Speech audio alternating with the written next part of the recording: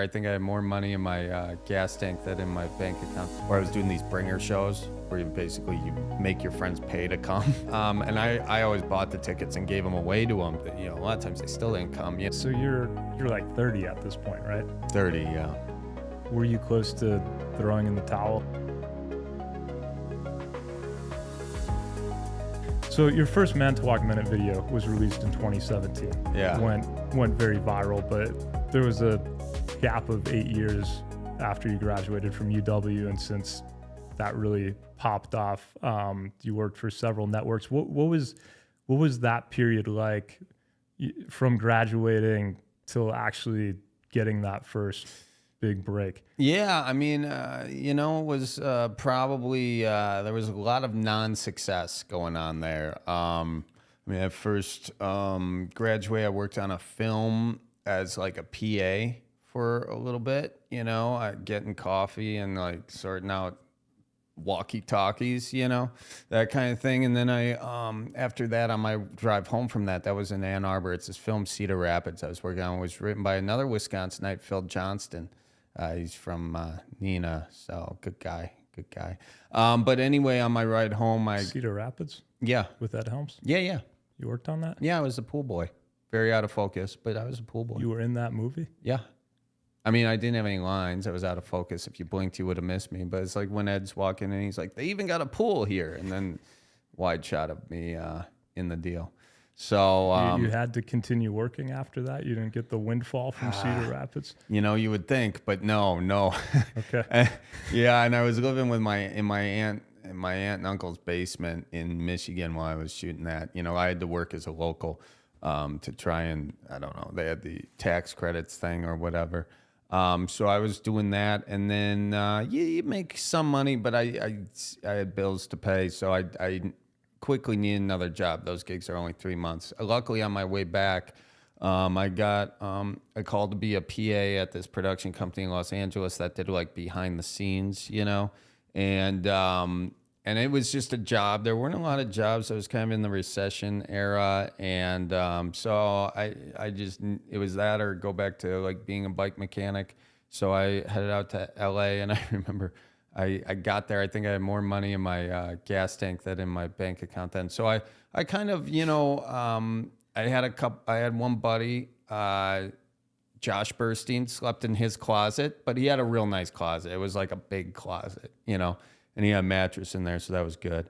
Or his couch, or, I had a minivan that I accidentally shot with my dad's shotgun, so he made me buy it. And so that's probably why I didn't have any money. And then I slept in that for a little bit. It was kind of just like in Los Angeles at that time, you were just kind of working for not a lot of money, and but you're just doing it to try and figure out the thing. So I would, and I think it was good I wasn't making a lot of money, because then I would stay late. Because I had the minivan, I was able to take the lights and the cameras and stuff to different shoots, and then I would bring them back to the office.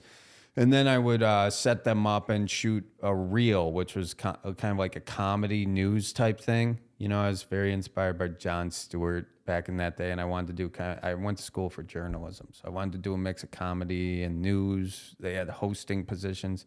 Got this job in South Carolina called 1 Minute News, which was this YouTube news organization. And so I started working for them. And then 3 months later, my salary got cut in half because we just ran out of money, because it just weird economics. So you could live off of your salary for about 3 months. About 3 months. Yeah. And then I got another job. And then I was kind of working in DC and South Carolina at that point. And I mastered this move, dude, where, I'd drive up to DC. I had to work like the next morning, but I had to work the other gig.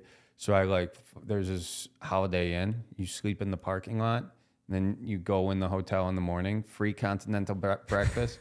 And then you look around, you see if anyone left a key on the table. Sometimes they did. You use that key, get into the fitness center, take a pool shower. It was good. That's living right there, How old are you at that point? Old enough to afford something else. But no, I don't know. I was 25, 24, something like that. Yeah. Yeah. And then the Manitowoc Minute, you were back in LA when that happened. How did that come about? Well, after South Carolina / DC, I went to Dallas and worked at a kind of in traditional news. And then that gig did not really go that great toward the end. And so I moved out to LA. The news organization went in a different direction where they weren't having anchors at all. So I moved out to LA, and then I just, cause I knew people out there and I wanted to do something and I didn't know where else to go. So I went there and, I got a job eventually doing a few different news gigs, doing some red carpet reporting, which I hated. I did not care. I didn't know who anyone I was talking to was. You talked to some big names. Yeah. I went back in your old YouTube stuff when I was doing my homework. Dear Lord. You talked to like Selena Gomez and some of those people. Talked to Selena Gomez, Fifth Harmony. Who else? Johnny Depp, I think. You didn't really enjoy doing that though. Well, it's not that I didn't enjoy it, but a red carpet, it's like, it's one of those things where like the celebrities don't really want to be there. They're doing the promotion, and I, if I'm being honest, didn't want to be there because I don't really care that much about I don't care about their latest film, especially if I didn't have the passion, and I think that's why I was realizing. And again, I'm not saying that there's anything wrong with them or anything wrong with their stuff. I mean, they make great stuff, but I just didn't want to spend my life spending a lot of time researching things that I wasn't passionate about. I do a podcast now and I'm passionate about like the topics or the people, and I enjoy that. But I was just doing things, I just needed money, And so to kind of keep my sanity, I started doing stand-up at night. And I was doing this other producer gig at the time, and I was like, I'm going to start making a video a week until something pops off. And so I was doing videos. I did this,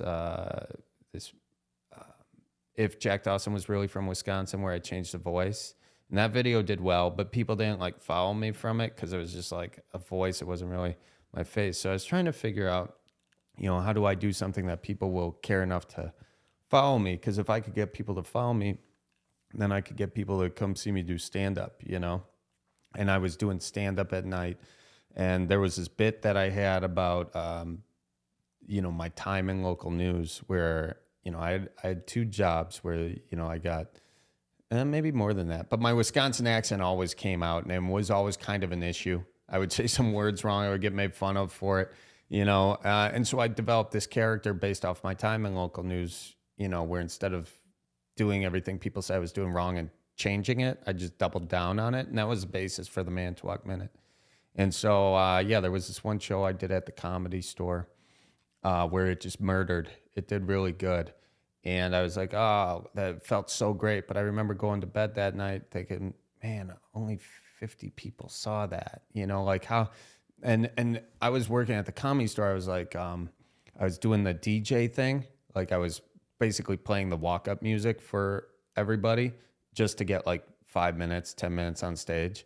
Or I was doing these bringer shows where you would make your friends pay to come, And I always bought the tickets and gave them away to them to make it easier. But then, a lot of times they still didn't come, because if you got to go to Hollywood in the, on a Wednesday night or some traffic sucks and you got to pay for parking, it's still a pain. So anyway, I was doing that. And when that murdered, I was like, cool. But then I'm thinking like my next show is like a week and a half out. I wish I could do something in the meantime. So I made that first Manitowoc Minute, and then that took off, and that's when things really changed.